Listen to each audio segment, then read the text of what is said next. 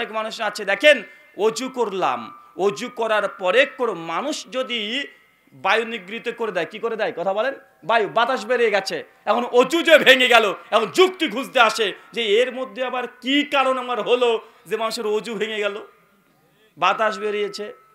আবার বলছে অজু তো করলাম, হাত মুখ সবে ধুলাম, কিন্তু যে দিক দিয়ে বের হয়েছে ওটা তো হাতে দিইনি, তো অজু আবার কিভাবে আবার করলো মানুষ? কারণ যেদিক থেকে নোংরা নাপাকি বেরোচ্ছে ওটা ধুলে নিলে মানুষ বুঝতে পারতো, মনে হয় অজুটা আবার ঠিক হয়ে গেল। তো যেদিক দিয়ে বাতাস বের হয়েছে ওইদিকে তো হাতই দিই নাই, তো অজু আর হলো কিভাবে, ভাঙলো কিভাবে? এই যে যুক্তি আমরা খাটাচ্ছি অনেক জায়গায়, বা আছে না নাই কথা বলেন, মানে ইবাদত আমরা করছি এটা আল্লাহর সাথে সন্তুষ্টির জন্য, আল্লাহ আদেশ করেছে, এই জন্য এর কোনো যুক্তি কোনো আবেগ এখানে কাজ করবে না। অনেক মানুষ আছে দেখবেন, মানুষ ইবাদতে মুগ্ধ তখন হয়ে যায় যখন পরিবারের কেউ মারা যায়। কি যায় কথা বলেন, পরিবারের কেউ মারা যায়, যখনই মারা যায় মানুষ ইবাদতের জন্য আগ্রহ হয়ে যায়। জীবিত ছিল বাপ, জিন্দেগিতে বাপের জন্য ঔষধ কিনে দেয়নি ছেলে, ঝামেলা করেছে ঔষধ কিনে দিবে না, এই জন্য বাপ মারা গেছে, এখন উতলে পড়েছে, বলছে আব্বাকে কিভাবে জান্নাতে পাঠানো যায়, জান্নাতে পরিকল্পনা এখন বাপকে পাঠাবে কে, ছেলে। এই জন্য সহযোগীকে হুজুর, কে বলেন তো ভাইজান, হুজুর এখন জান্নাতে পাঠাবে। এই ছেলে আর হুজুর মিলে এখন তার বাপকে জান্নাতে পাঠানোর চেষ্টা। কিভাবে? এখন চলে গেছে দুই ভাই হুজুরের কাছে, যে হুজুর আব্বা তো মারা গেছে। হুজুরও মনে মনে হচ্ছে তোর বাপ মজা ঠিকই হয়েছে, ও দেখা হচ্ছে ঠিকই হয়েছে, তোর বাপ না মরলে আমার ইনকাম মারে না। মানুষ মারা গেলে দুই ক্যাটাগরির মানুষ বেশি খুশি হয়, এক নাপিত হিন্দুদের মধ্যে, আর দুই মৌলবি কিছু আছে, ওলেমাই ক্রাইম, ওলেমাই ক্রাইম বোঝেন না, ওলেমাই ক্রাইম যারা মানুষের সম্পত্তি টাকা পয়সাকে চিটিংবাজি করে নিয়ে নিচ্ছে, তাবিজ দিয়ে আরে 2000 চারটে কিনে পাবেন নাকি। হুজুর খুব ভালোভাবে জানে ওই যে বিয়ের সময়তে যৌতুক নেওয়া হারাম। হুজুর কাবিন নামা নিয়ে চলে গেছে, ছেলের বাপকে বলছে কি গো হন্ডা আছে নাকি, মানে খুশি হয়ে জিজ্ঞাসা করছে, বা আছে না না কথা বলেন। এ হুজুরকে চিটার ছাড়া কি বলবেন? এ নিজে শরীয়ত জানে যেটা হারাম, ও নিজে জানার পরে আবার জিজ্ঞাসা করছে, আছে না নাই কথা বলেন।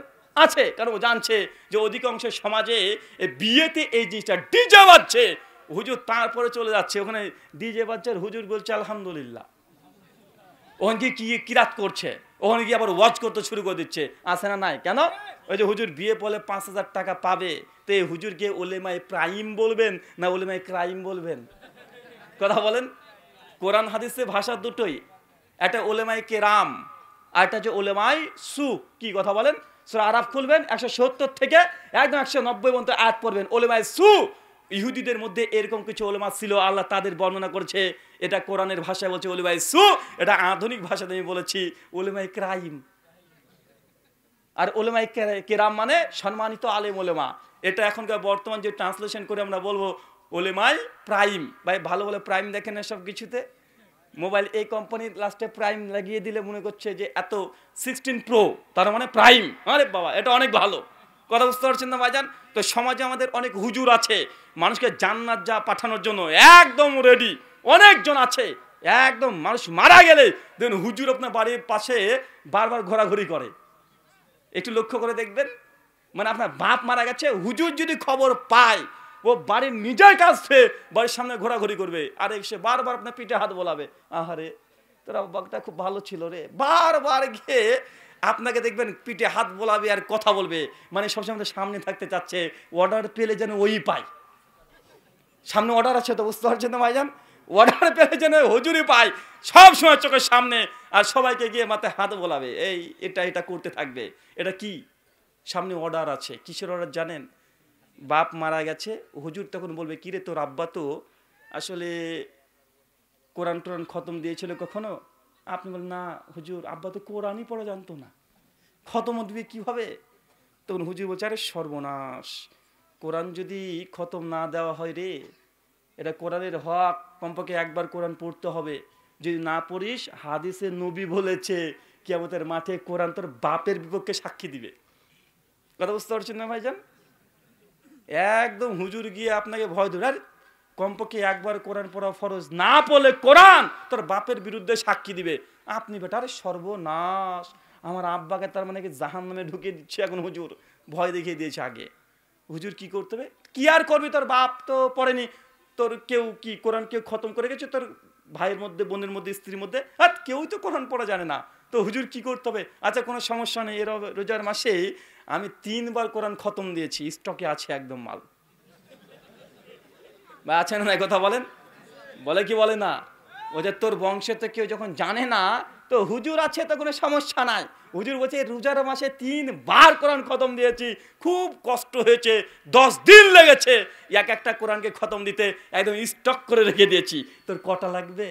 হুজুর কটা দিলে ভালো হয়? বলছে একটা দিলে হয়ে যায়, 2টো দিলে আরো ভালো। বলছে হুজুর 2টোই দেন, লাগবে কত? 2000 টাকা দিস না, 1500 টাকা নেন। আচ্ছা ঠিক আছে, তোর বাপ আমার বন্ধু মানুষ, ঠিক আছে 1500 টাকা দে। তোর বাপের নাম বল অমুক, তোর দাদুর নাম বল অমুক, তোর নাম বল অমুক। আচ্ছা ঠিক আছে যা, তোর বাপের নামে পাঠিয়ে দিব। ঠিকানা নিয়েছে ওয়াইফাই হুজুর, তার বিহীন চলে যাবে ইবাদত। বা আছে না নাই? মানে কোন রমজানে পড়লো হুজুর কোরআন, আর 3-4 মাস পরে একদম মাল দোকানে সাজানো আছে, একদম প্রত্যেক সপ্তাহে একবারে কোরআন পড়ছে আর স্টক করে রেখে দিয়েছে।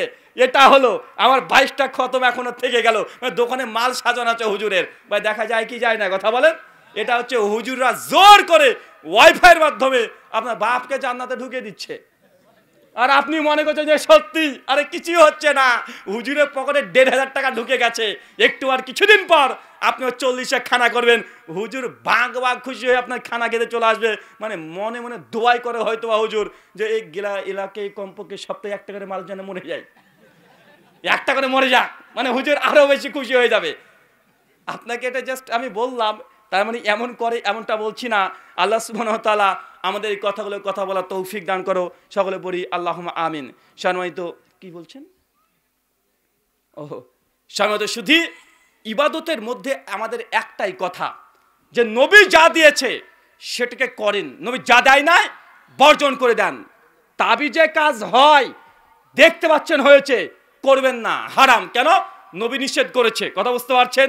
ঝাড়ফুঁক করছেন, ভালো হচ্ছে না, নবী করতে বলেছে, ঝাড়ফুঁক সুন্নাত, ঝাড়ফুঁকটা করতে থাকেন, ইনশাআল্লাহ ঝাড়ফুঁকে কাজ হবে। এই যে সাহাবী এসে বলছে ইয়া রাসূলুল্লাহ পেট আমার খারাপ, নবী বলছে মধু খাও। সাহাবী তখন মধু খেয়েছে। 2 দিন পরে সে বলছে ইয়া রাসূলুল্লাহ আরে পেট তো আরো খারাপ হয়ে গেল, আরে যা তো ছিল চলো মধু খেতে দিয়েছেন, মধু খেয়ে এখন সারা দিন হয়ে যাচ্ছে। আল্লাহ বলছে আরো বেশি মধু খাও। সাহাবী আবার গিয়েছে, আরো বেশি বেশি মধু খেতে শুরু করে দিয়েছে। এসে ইয়া রাসূলুল্লাহ আরো বেশি বেড়ে গেছে। আল্লাহর নবী তখন বলছে শোনো, আল্লাহর কথা হক, তোমার পেট মিথ্যা বলছে। আল্লাহর কথা হক, তোমার পেট মিথ্যা বলছে। আল্লাহ কোরআনে বলছে মধুতে আছে শেফা, সমস্ত রোগের ঔষধ মধুতে। আপনার পেট ভালো হতে একদম বাধ্য। তোমার পেট যেহেতু ভালো হচ্ছে না, তোমার পেট মিথ্যা কথা বলছে, তুমি মধু আরো খাও। সাহাবী মধু খেতে খেতে কয়েকদিন পরে সে হচ্ছে আল্লাহ রাসূল পেট ভালো হয়ে গেছে। কথা বুঝতে পারলেন না? আল্লাহ আপনাকে পরীক্ষা নাই। তাবিজে কাজ হয় না এটা ভুল কথা, তাবিজে কাজ হয়। যদি বিশ্বাস না করেন কলকাতায় চলে যাবেন, একদম কলকাতাতে গিয়ে দেখবেন শিয়ালদা স্টেশনে নামবেন, নামার পরে 40 টাকা নেবে রিক্সাতে, ট্যাক্সিতে গেলে 200 টাকা নেবে। বলবেন কালীঘাট যাবো। কোথায়? কালীঘাট। কালীঘাট মানে মা কালী ওখানে আছে। আর ওইখানে অধিকাংশ ঠাকুর পণ্ডিত যারা আছে দেখবেন ন্যাংটা হয়ে মাল বসে আছে। ওরা হচ্ছে ন্যাংটা বাবা। কি বাবা? ওরা হচ্ছে ন্যাংটা, ন্যাংটা ধ্যান করছে, খাওয়া দাওয়া কিছু লাগে না, করে সন্ন্যতে ভেসে আছে একদম। এত বড় বুজুর্গ এরা, বুজুর্গ। কথা বুঝতে পারলেন না ভাইজান? সৈন্য পুরো ভেসে আছে ন্যাংটা হয়ে, ধুলি বালি মেখে একদম বসে আছে। অনেক হিন্দু নারীরা যায়, বাবা আমার সন্তান হচ্ছে না, সন্তান হচ্ছে না, ও কথাও বলবে না, যা হয়ে যাবে। ওই মেয়েগুলো বাচ্চা পাই, ওই মেয়েদেরও বিশ্বাস যে না ওই বাবা নাকি বাচ্চা দিয়ে দিয়েছে। কিভাবে দেয় এটা বলতে পারবো না, কিন্তু হচ্ছে ঘটনা। এটা হিন্দুদের মধ্যেও আছে। খ্রিস্টানদের চার্চে চলে যান, অনেক মানুষ দেখবেন, আপনি শুধু গিয়ে খ্রিস্টানদের চার্চে, ব্যাপটিস্ট চার্চে দেখবেন অনেক মানুষ অসুস্থ, মরে গেছে, অন্ধ, কানা, পা ন্যাংরা। তাদের পাদ্রী ফাদাররা গিয়ে কি কি যেন পড়েছে, এটা পানি ছিটিয়ে দিয়েছে, ন্যাংরা মানুষ হাঁটতে শুরু করছে। আছে না নাই? কথা বলেন, আছে না নাই? আছে। তার মানে এই নয় যে এইসব কাজে কাজ হয় না, কাজ হয়। জাদু টোনা এগুলোতে কাজ হয়, বাস্তব হয়, কিন্তু ইসলাম বলছে এগুলো হারাম। ইসলাম কি বলছে? কথা বলেন, শিরক। মদে উপকার হয়, আল্লাহি মদে উপকার আছে, মদ উপকার আছে না নাই? মদ উপকার আছে না নাই? আছে। সূরা বাকারা 219 নম্বর আয়াত আল্লাহ বলে দিয়েছেন মদে উপকার আছে, ক্ষতিও আছে। তো উপকারের চাইতে ক্ষতি বেশি। এখন মদে উপকার থাক আর না থাক, মদে ক্ষতি, এই জন্য মদ হারাম আমাদের নিকটে তা না। আল্লাহ মদ হারাম করেছে, উপকার থাকলেও হারাম। মুসলমানের ঈমান হবে এটা। মদে উপকার আছে না নাই এটা দেখার দরকার নেই, কিন্তু আল্লাহ কোরআনে বলেছে মদে উপকারও আছে, ক্ষতিও আছে। ক্ষতির চাইতে উপকারের চাইতে ক্ষতি বেশি। আমাদের এতটুকু বিশ্বাস যে মদে উপকার আছে, তার মানে এই নয় যে আপনি মদ খেয়ে কেউ যদি ভালো হয়, মদ খেয়ে কারো যদি পেটের অসুখ ভালো হয়ে যায়, আপনি মদ খাবেন? কথা বলেন, মদ খাবেন? মদ তো আপনি খাবেন না। নিঃসন্দেহে মদে উপকার আছে, তাই কোনো জিনিস উপকার থাকা মানেই সেটা বৈধ হয়ে গেল, সেটা জায়েজ হয়ে গেল, এমনটা নয়।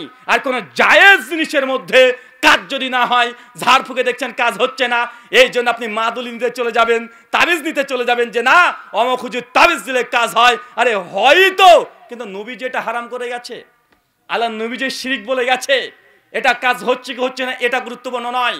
তাই ঈমানটাকে আপনি একটু ভুলভাবে বুঝেছেন। আল্লাহ সুবহানাহু ওয়া তাআলা আপনাকে ঈমানটাকে এইভাবে বোঝার তৌফিক দান করুক যে আল্লাহ হারাম বলেছে, আমার নিকট হারাম। এতে উপকার না অপকার আছে দেখার দরকার নেই। আপনাকে আমি আগেই বলেছি, জান্নাত যেতে হলে আপনাকে কিছু ইবাদত করতে হবে। সবচেয়ে বড় মাধ্যম জান্নাতের সার্টিফিকেটের জন্য সাদকা। কি কথা বলেন? সাদকা, দান। এই মহিলা মাদ্রাসা উন্নতিকল্পে যেহেতু মাদ্রাসা, ভাই আমি কোনোদিন টাকা পয়সা চাইতে পারি না, চাইও না।